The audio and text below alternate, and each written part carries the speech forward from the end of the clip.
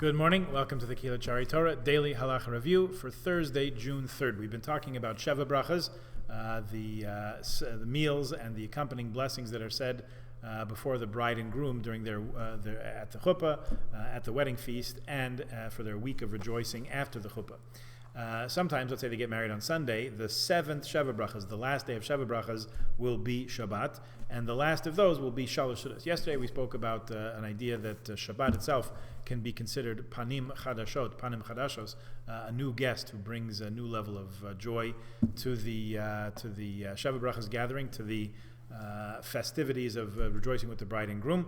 But we said, a number of opinions said maybe Shalosh Sudas isn't considered that.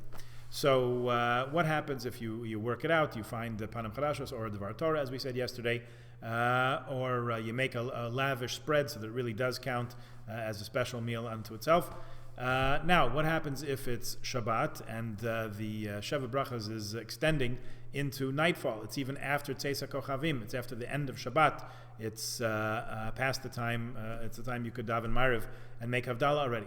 Some poskim say that in this situation you should not say and recite any Sheva Brachas because the 7 days have concluded. Others maintain that it's permitted because really it's still, until you end Shabbat, it's still Shabbat, which is the last day of their Sheva Brachas. The custom seems to be that one should rush to finish the Sheva Brachas before the end of Bein Hashmashos, before the end of the intermediate time between sunset and nightfall.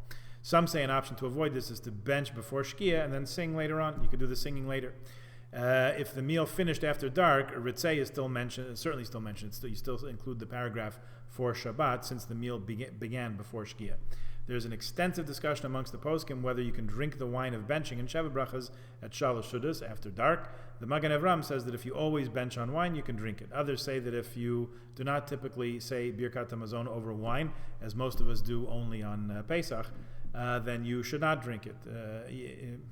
Others say that even if you don't typically bench, you are allowed to drink wine at this because it's Sheva Brachas. Some say some say this is the custom, and all the guests can drink, even the bride and groom. Others say that the one leading benching drinks and the chas and kala do not, and still others say that the bride and groom can also drink from the wine. Some say only the chas and kala and not the one leading benching. So whatever you do, you're on solid ground, right? There's an opinion amongst the poskim that only the one saying Birkat HaMazon and the kala can drink, not the groom. Who says that? Likutei Maharich. Okay, Sefer on Hagas Yom HaChuppah.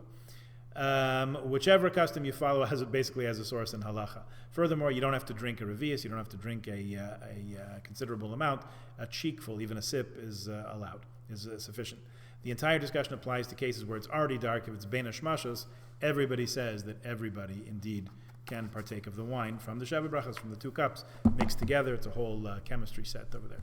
Okay, that's that. We'll conclude this idea tomorrow, so please join us then. Meanwhile, have a good day.